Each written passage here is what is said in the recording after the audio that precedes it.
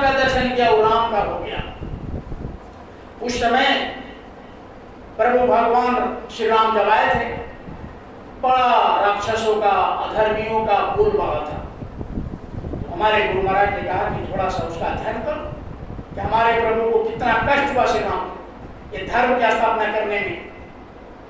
यानी मथुरा के लोग ने ही कृष्ण भगवान को गोकुल में भेज दिया, और भगवान हमारे राम जब आए इस धरती पर धर्म की स्थापना करने, उनको लोगों ने जंगल भेज दिया। हालांकि उन्होंने अपनी लीला खुद करते हैं, उनको कोई क्या कष्ट दे सकता है, लेकिन आगे आने वाले साधकों के लिए, आगे आने भक्तों के लिए, आत्मविश्वास के लिए वो अंदर से टूट न जाए, इसलिए उन्होंने ऐसा पराक्रम करके दिखा चला जाते हैं कि आगे वाले पीढ़ी उसी पर आत्मबल से आगे बढ़ता है। अब देखिए, अब एक एक वाणी को आप गौर करेंगे, ये रामचरितमानस की एक एक वाणी पर आप विचार करेंगे कि कितने बड़ा, यानी कितनी बड़ी शक्ति हमारे भगवान प्रभु राम ने दुनिया को दिखा करके गए, कितना त्याग करके। अब बताइए, जब उन्होंने धनुष तोड़ करके माता सीता को लाए अयोध्या में, तो अब सब लोगों ने कहा कि भगवान श्री राम अब बड़े हो गए हैं, अब इनके छत्र छाया में अयोध्या होनी चाहिए।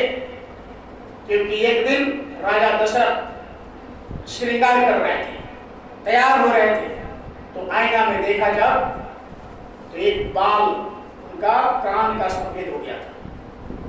तो जैसे कान को, बाल को देखा सफेद, उनको झटका लगा, अरे मेरे बाल के कान सफेद होने लगे और अभी मैं राजगद्दी पर बैठा हूं, ये तो चौथा फन आ गया। चौथा फन में तो हमको भगवान का भक्ति करना चाहिए। पहले बड़ा वर्ण व्यवस्था, बड़ा शुद्ध पाक्षा था। ये 25-25 वर्ष का बांटा गया था। 25 वर्ष स्टूडेंट लाइफ जो आज कहते हैं, उस समय गुरुकुल हुआ करता था। 25 वर्ष वानप्रस्थ, 25 वर्ष संन्यास और 25 वर्ष भक्ति। ये 4 भागों में बांटा गया था पूरे शरीर को, पूरे उम्र को। तो राजा दशरथ ने उसी दिन राजगद्दी को नमस्कार कर दिया कि नहीं नहीं, अब हमारे भक्ति करने का समय आ गया, चौथा पन आ गया। अब अपने पुत्र जो ज्येष्ठ पुत्र श्री राम है, अब मैं उनको राजगद्दी सौंपूंगा। इसकी चर्चा कहा कि कर दो सुमंत, सबको बता दो। सारे अयोध्या में मंत्रियों ने एक बिगुल फूंक दिया कि चलो भाई, अब भगवान राम गद्दी पर बैठेंगे और कल इनका राज तिलक होगा। राज तिलक का ढिंढोरा सारे ये अयोध्या में फैला दिया गया और तैयारियां शुरू हो गया। अब देखिए प्रेमियों, देखिए कैसे धर्म में काल प्रवेश करता है। जब घोषणा हो गया, तैयारियां होने लगी, रात गाजे बाजे के साथ सब नाचने लगे, क्या नया हमारे राजा बनेंगे भगवान राम। बहुत ही नवयुवक और बहुत ही साहसी वीर पुरुष हैं, धैर्यवान हैं और बड़े ही सुशील हैं, शांत हैं।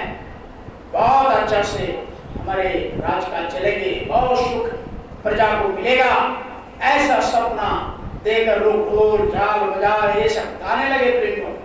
बड़े खुशी अमन चैन का यानी माहौल बनने लगा अयोध्या में। लेकिन प्रेमियों,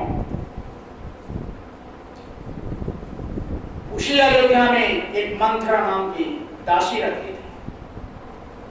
उसको ये सब बाजार अच्छा नहीं लगा। देखो, कोई कार्य अच्छा होने लगता है ना, तो जो गलत प्रवृत्ति के लोग होते हैं, अब उसको पेट में दर्द शुरू हो जाता है। अब कई को थोड़ा सा जो मानती थी, डांटती थी, अब सुनने लगी। सुनते सुनते आधी रात 12 जब बजा, कहा कि हाँ, ये तो बात सही कह रहे हैं। अब एक ही बात को कोई बार बार एक ही बात को कोई कहेगा तो वही सच्चा लगने लगता है। एक ही बात को बार बार कहिए तो लगता है कि हाँ यही सही है, यही सही है। गलत बात भी सही लगने लगता है जब बार बार दोहराइएगा। अब मंत्र बार बार हार नहीं मानते, वैसे लोग हार नहीं मानते, जूताखोर होते हैं वो, मतलब क्या कहते हैं उसको, कुछ भी कहिए कम है। वो जब तक वो मिशन में पास नहीं करते तब तक लगे रहते हैं उस मिशन को खत्म करने में। तो मंत्रा में लगी रही। अब लगते धीरे धीरे 2-4 घंटा में अब केकई का वास कर दिया। अब उसको खुद लगने लगा हाँ तो क्या करना पड़ेगा, भरत हमारा बेटा है, तो कैसा करेंगे कि हमारा भरत को कोई यानी नौकरी ना करना पड़े, राम के आगे पीछे ना करना पड़े। 1 मिनट का काम, 1 सेकेंड, अरे तो 1 सेकेंड में कैसे होगा? कल तो राजगद्दी आज पार, कल तो राजगद्दी पर बैठ जाएगा कैसे? अरे 1 दिन में 1 रात में क्या से क्या होगा? तुम कह रहे कल, अभी कल होने में रात भर कसना है। अब देखिए कितना गलत आदमी कितना प्रेशर देता है। कैसा ऐसा हाँ मंत्रा ठीक कह रही है, बुद्धि हमारी खराब हो गई, लेकिन अब तुम ऐसा बात बताओ, कल तो बैठ जाएगा, क्या करे, हमारा भारत यहाँ है नहीं।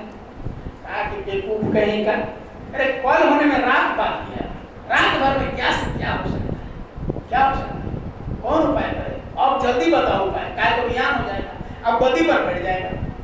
अब देखिए 1-1 घंटा में वो आदमी के कई भगवान राम का प्रिय, और अब 2-4 घंटे में गलत लोग कैसे होते हैं वैसे ही होते हैं, गलत लोग के पास बैठते। इसीलिए हर जगह महापुरुषों ने कहा कि कुसंग से बचो।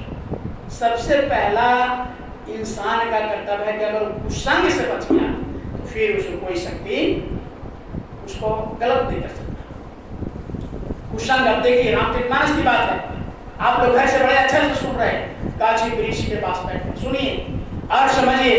नहीं मिलेगा कहीं, आज भी भागवत और रामायण और गीता कहने वाले लोग पैसा से आते हैं, खाली आपका मनोरंजन करा देगा, सीता का हरण हुआ, हई हुआ, एक घोड़ा की दाढ़ी बनाकर